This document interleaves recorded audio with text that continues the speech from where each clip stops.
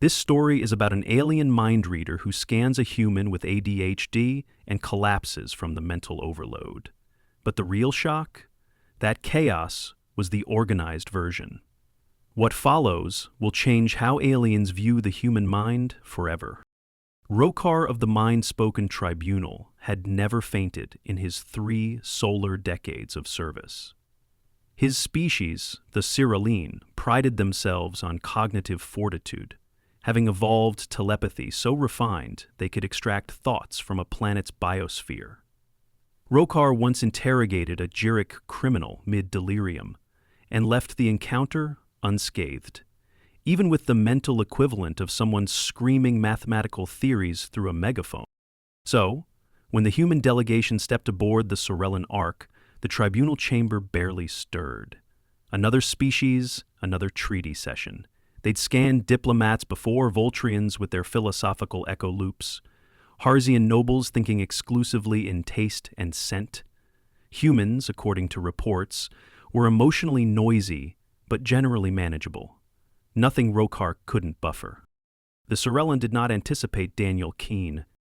Daniel stood just behind Captain Roselli, a civilian consultant with tousled brown hair, one pant leg stuck in his sock, and a thermos cup labeled "Coffee is my copulate." He waved awkwardly when introduced, spilling a little drink on the sleeve of his rumpled jacket. "Mr. Keene is here on civilian advisory socio-cognitive dynamics," Roselli explained. Daniel nodded. "I study brains. Not like medically, behaviorally, people stuff. I also paint miniatures and—" "He's here to answer questions on cognitive modulation," Roselli cut in. "Right, that." Rokar's pale, blue-black eyes narrowed. He gestured with 2 fingers, the Sorellan signal for link permission. Daniel shrugged. "Sure, but give me a sec to focus. My brain can be a mess sometimes. ADHD, you know. It's like mental juggling. With fire." Roselli shot him a look. "I'm being helpful," Daniel muttered, taking a deep breath. "Okay, focus. Clear thoughts. No distractions." The link engaged. To an outsider, the telepathic link appeared serene. Rokar's gaze locked on Daniel's, the glow of the neural conduit pulsing between them like a living wire.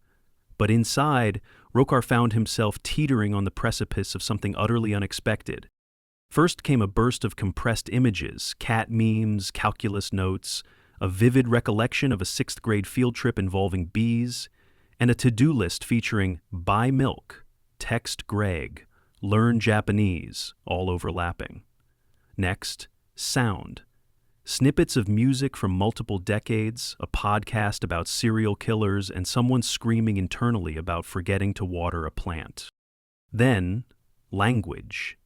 Daniel's thoughts layered English, half-remembered Spanish, constructed alien phrases from a role-playing game, and the lyrics to a song whose chorus looped with violent insistence. Rokar's mouth fell open. Within seconds, deeper strata emerged, thought spirals darting in and out like startled fish. A worry about missing breakfast tangled with a memory of his childhood dog, followed by a philosophical debate on whether time was real or just an illusion crafted by entropy. Emotional spikes flared, but without consistency. Glee, dread, curiosity, all tangled in a Gordian knot.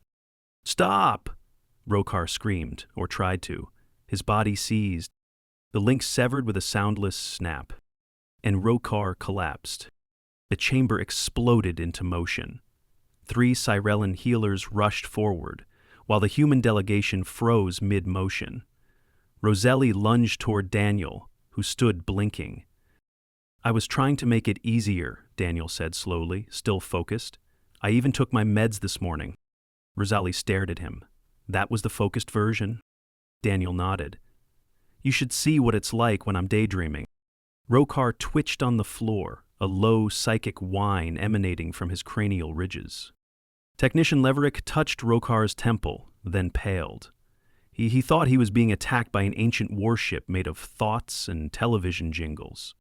Roselli massaged her forehead. "Of all the civilians Earth could have sent." "Hey," Daniel said, "I'm certified. You've got paint on your collar."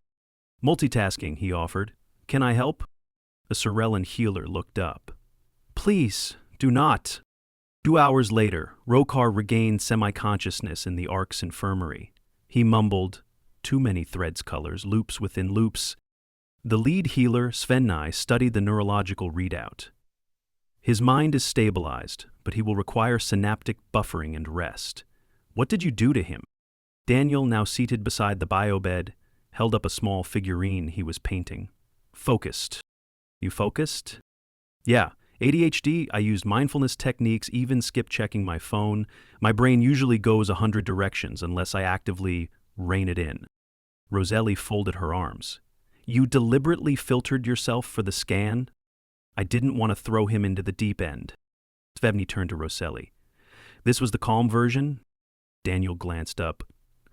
I can ramp it down even more if you want. It'll take some work though, maybe a nap. Rokar groaned again. Svenli waved Daniel out immediately. Back in the delegation lounge, a junior technician named Ferrix leaned toward Roselli. Humans are terrifying. Roselli didn't argue. Daniel, meanwhile, sat cross-legged on the floor, happily painting a goblin wizard, earbuds in, humming along with a song only he could hear. His mind flitted between brushstrokes, hypothetical diplomatic scenarios, snack ideas, and a reminder to look up what a Sorellan's cranial ridge actually does. And that was still him focused. Rokar's recovery took 2 full rotation cycles of the Sorellan arc, the equivalent of nearly 50 Earth hours. During that time, strict no-link protocols were placed on Daniel Keene, who now wore a lanyard with caution, unbridled cognition, printed in 3 languages. Despite the chaos, Daniel wasn't sent back. Earth's diplomatic team argued that removing him would be a sign of weakness. We can't yank him just because someone misjudged his baseline, Roselli muttered in private. Besides, technically, he did warn them. Still, Daniel was reassigned to non-telepathic interactions only, mostly. The real trouble began when the Sorellan decided to make a formal complaint. Not about the link accident publicly, they chalked it up to neural miscalibration. The complaint was about Daniel's refusal to be re-scanned. He didn't refusing, Roselli said, watching as Daniel distracted himself with a stress ball that lit up when squeezed. He's just hesitant. Your guy passed out. Would you volunteer for round 2? High Speaker Nezral, the tribunal liaison, tapped the table with a curved digit. We need to confirm the link was not a defensive psychic weapon. Had a half-full thermos and a pocket full of dice, Roselli replied. He's not a weapon, he's just chaotic. Nezral squinted. You claim he can reduce his cognitive noise further? Daniel looked up. I didn't say reduce, I said shift, like reroute it. It's not less, it's channeled. Demonstrate. Right now? Affirmative.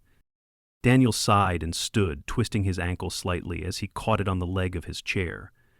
Okay, let me try something different this time. No introspection, no memories, just structured output. Roselli, toss me a prompt.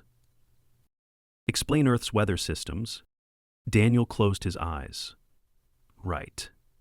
So Earth's rotation causes Coriolis effects to storms, spin depending on hemisphere. You've got jet streams, ocean currents, and greenhouse gases. Now, Nezral interrupted, focus on an emotional memory. Overlay the explanation. Daniel opened one eye. That'll be messy. Proceed. He took a breath. Once, when I was 6, I built a Lego tower taller than I was. My dog destroyed it. I cried. Thunderstorm outside. That same week I learned cumulonimbus meant rain. Nezral staggered back. I didn't link, Daniel yelped. You didn't have to, Nezral muttered. A junior Sorellan named Huivar whispered something to the speaker. They both looked at Daniel with expressions somewhere between respect and horror. Later that day, Daniel was summoned to an isolated observation room. 2 walls were transparent. Behind them, a team of Sorellan researchers observed through layered psychic dampeners. Daniel sat at a table with a tangle of wires leading to a neuro-reading helmet. Is this safe? He asked, gently adjusting the band. As long as you don't think too hard, said one technician. Comforting. The goal, they explained, was to capture Daniel's brain activity during different mental states, focused, unfocused, asleep if possible, and stimulated. The stimulation came in various forms: logical puzzles, music clips, emotional triggers, and language tests. What they didn't expect was how fast Daniel's cognition shifted between categories. During one segment, he solved a spatial reasoning puzzle while humming along to a song and reordering a grocery list in his head. Simultaneously, he composed an email draft and remembered he'd left laundry in the wash back home. This is not multitasking, the lead Sorellan researcher whispered. This is concurrent cognition. By the fourth hour, Daniel's foot bounced under the table like a motor was strapped to his shin. Are we done soon? I need to move or I'm going to explode. A break was called. Daniel sprinted 5 laps around the observation deck, then returned winded but clearer-eyed. We noticed your focus improved after movement, one researcher commented. Yeah. Movement channels the overflow. Your kind uses kinetic activity as a buffer. Buffer, stimulant therapy, entertainment depends. Sometimes I build IKEA furniture just to clear my head. The Sorellan whispered among themselves again. Then they handed him a tablet. Design an optimal meditative focus structure for your species. Daniel looked at the prompt. We don't have one. Meditation works different for everyone. Some people breathe, some people chant. I play Tetris. You play what? It's a visual, spatial pattern matching game, old Earth classic. Keeps thoughts in a loop, kinda hypnotic. They downloaded it instantly and watched his gameplay live on projection. His thoughts smoothed, his heart rate stabilized, and his neural pattern waves fell into a distinct rhythm. This is meditation? For me, yeah. That night, a secret report circulated among Sorellan officials. The conclusion wasn't flattering. It read, the human mind does not follow a path. It scatters, accelerates, self-diverts. What appears disorganized is in fact a fractal of conditional order. This is not dysfunction. It is another form of adaptation, potentially dangerous, potentially useful. Rokar, now mobile, read the report in silence. He then requested a meeting with Daniel. The two sat across from each other, no link, just face to face. I owe you an apology, Rokar began. For what? I assumed your mind would conform to known types. I did not anticipate that. Daniel rubbed his temple. It's not a trick, you know. It's not a superpower. It's a lot of forgetting birthdays and losing keys. It's alarms for alarms. It's explaining to your girlfriend why the dishwasher's still full after 5 hours of staring at it. You suffer? Days, yeah. But it's mine. I've learned how to ride it. Mostly. Rokar looked thoughtful. Would you consider training others? Daniel laughed. You want me to teach a workshop? We wish to learn how to engage with cognition like yours, without falling into chaos. I can try, just don't ask me to focus for more than 20 minutes without snacks. Rokar smiled an eerie curl of the lower facial ridges. We will provide snacks. They shook hands. Daniel glanced at the observation glass. Also, just for the record, that scan, that was like my structured brain. Yes? You should see what happens when I let it off the leash. Rokar blanched. 3 days later, the workshop for interacting with high divergence human cognition convened in Conference Chamber 7B. The room, originally designed for interspecies ethics training, now hosted 7 Sorellan researchers, 1 hesitant Harzian observer, a single amusement-seeking Grell ambassador, and Daniel Keene, armed with a whiteboard, 6 packets of markers, and a stack of printed handouts titled, This Will Make Sense Eventually. Daniel clapped his hands. Okay, so here's how we're going to do this. First rule, don't try to make sense of everything. Second rule, don't try to stop making sense either. Think of it like surfing. The wave is coming whether you like it or not. You just gotta ride it. No one responded. He scratched the back of his neck. Right, this'll be fine. For the first exercise, he passed out sheets covered in fragmented statements, incomplete song lyrics, and disconnected drawings of animals in business attire. "This is a snapshot of my mind during a grocery run," Daniel said. "Task: reconstruct what I was trying to buy." It took the room 40 minutes to realize that the drawings corresponded to brand logos and the lyrics were mnemonic devices for aisle categories.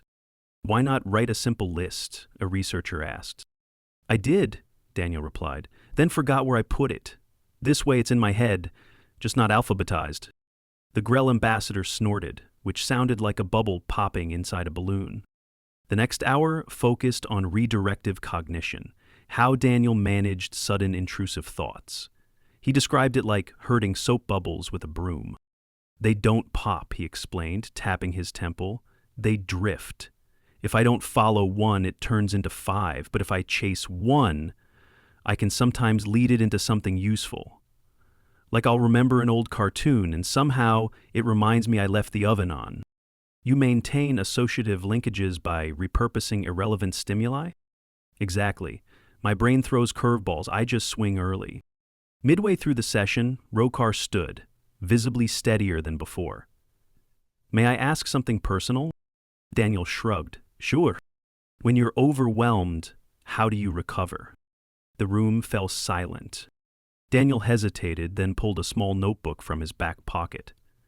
"I write everything down, lists, drawings, random words. Dump it out. Doesn't fix everything, but it gives me somewhere to put it. Otherwise, the thoughts just bounce around like kids in a gymnasium."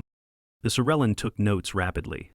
"Also," Daniel added, "sometimes I cry. Sometimes I don't do anything. Sometimes I lose the day. That's part of it too. Yet you seem functional." "I've learned to be. With structure, meds, routines, and reminders. I function because I worked for it, not because it's easy." Rokar gave a slow nod. "You do not weaponize your mind. You navigate it." Daniel grinned, like a very weird spaceship. Over the following rotations, the workshop expanded. Word spread through the arc and beyond, not just among telepaths, but engineers, strategists, even artists. Daniel's chaotic cognition didn't just intrigue, it worked in unexpected ways. He joined a crisis simulation team and spotted 6 contingency breaches others missed, not because he followed procedure, but because his brain wouldn't stop proposing alternatives, even absurd ones. One turned out to be exactly what was needed when a real fuel leak diverted their course unexpectedly.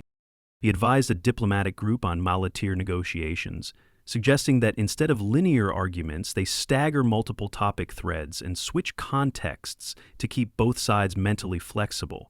It baffled the first group, delighted the second, and somehow brought both to a deal. But his involvement wasn't all smooth.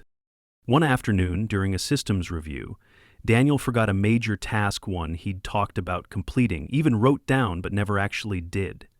The oversight led to a temporary systems desync in the shuttle docking protocols. No damage, but enough of a scare that Rosselli pulled him aside. You can't miss things like that, Daniel." "I know. I really thought I'd done it." "You can't think you've done it. You need to verify." He nodded, ashamed. "I messed up." She softened slightly. "Next time confirm with someone. Double layer the process." "I will." Daniel didn't speak much that evening. He skipped dinner, instead reworking his personal checklists and syncing reminders across 5 different devices. He added redundancies, created visual cues, even set up accountability prompts with a few Sorellan volunteers. By the next day, he was back on task. Meanwhile, Rokar volunteered to join him in a co-cognition exercise, a controlled, limited mind link performed while Daniel performed daily tasks. The idea was to observe his mental landscape without direct intrusion. They called it parallel sampling. Day 1 involved breakfast. Rokar experienced a near-constant oscillation between evaluating cereal box trivia, overthinking a conversation from 2 weeks ago, remembering the name of a comic book villain, rechecking toast darkness level 3 times, and calculating the likelihood of running out of coffee. "Does this continue all day?" Rokar asked afterward, dazed. More or less, Daniel said, munching toast. Day 2 was worse. They observed Daniel doing laundry. The avalanche of unrelated thoughts included, what if colors could smell? Should I be flossing more? Wasn't there a fire episode in Dr. Zenith? Is there only one sock? Wait, did I forget the laundry again? He hadn't. But he checked 4 times anyway. Rokar ended the session early. I don't know how you function, he said flatly. Me neither, but I keep trying. By the end of the week, something shifted. The tribunal filed a report with the Galactic Cultural Interchange Authority, stating, human cognitive diversity, especially presentations resembling their condition, known as ADHD, appears to represent a viable variant of sentient thought. Despite or due to its unpredictable nature, such minds offer high flexibility and novel problem-solving capability. The Sorellin officially dropped all weaponization concern. Daniel received a certificate from the ARC's Intercultural Science Commission, Honorary Cognitive Consultant, Nonlinear Class. He laminated it. That evening he celebrated, with instant noodles and a puzzle box shaped like a pineapple. Roselli passed by his quarters and paused. You know this'll be in a dozen academic papers, right? I'll read them when I can sit still long enough. You did good, Keen. He smiled, then stopped. Wait. Did I remember to turn off the... She held up a switch key, already handled. Daniel exhaled. Okay, cool, great. He tapped his foot rhythmically, mind already off, chasing a new idea. The final test wasn't designed, it just happened. A long-range survey probe sent a distress signal from the moon of Therist 8. Its guidance system had failed mid-orbit realignment and now spiraled uncontrolled, set to crash into an uninhabited but resource-critical region. The ARC's command center buzzed with urgency. While the incident wasn't catastrophic, the diplomatic fallout of losing the probe on a planet jointly governed by 6 species could be severe. They needed a rapid recalibration solution, remotely executed, using a software system that wasn't designed to be tampered with mid-flight. Every technical specialist ran simulations, each one too slow or too risky. The probe would hit ground in under an hour. Daniel was not in the command center when the alarm sounded. He was, instead, attempting to fix a squeaky cabinet hinge with a protein bar wrapper and a safety pin. When the emergency broadcast echoed through the hall, he bolted toward the main deck, screwdriver still in hand. Keen, Roselli called as he entered. Get over here. We've got less than 40 minutes. A technician filled him in. Daniel leaned over the schematic projections of the probe's outdated software. His eyes didn't track linearly. He bounced between subsystems, mapping shortcut lines in his head, whispering fragmented sentences. You're gonna fry your brain, Roselli warned. Maybe, he muttered. But if I can override the position relay, then piggyback the spin correction algorithm through the feedback dampener. No, wait, that would short the loop. Unless... Yes.